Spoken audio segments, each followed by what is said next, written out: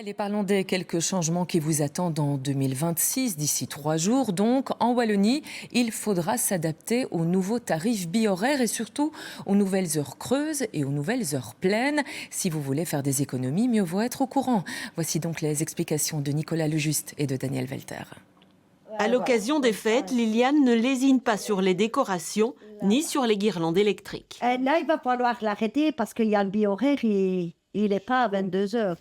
Cela fait des années que cette retraitée a adopté le bi-horaire. Sa vaisselle, son linge, c'est pour la nuit et le week-end. Au soir, à 22 heures, je mettrai sécher et je ferai tourner ma machine. Comme ça, ainsi, l'économie avec le bi-horaire.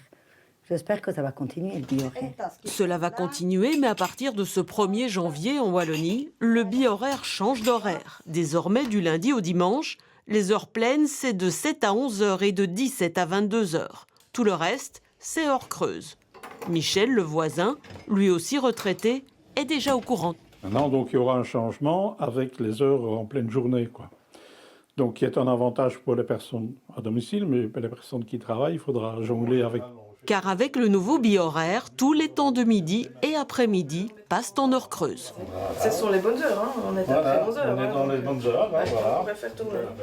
Il ne faut pas prendre congé pour faire sa lessive ou faire tourner son lave-vaisselle. C'est vraiment ça, c'est une question d'organisation. Les appareils électroménagers, la plupart, ça se programme également, que ce soit la machine à laver, le sèche-linge ou même le lave-vaisselle. Donc c'est vraiment une question de réorganiser ses habitudes et de bien se souvenir quand débutent les heures pleines et les heures creuses.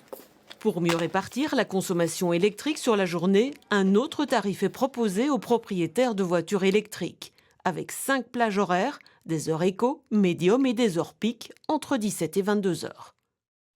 Ce qui est important, c'est qu'on essaie d'éviter de surcharger davantage le réseau et notamment pendant la fameuse pointe du soir, éviter que tous ceux qui ont une voiture électrique rentrent chez eux et branchent la voiture électrique entre 17h et jusque 22h.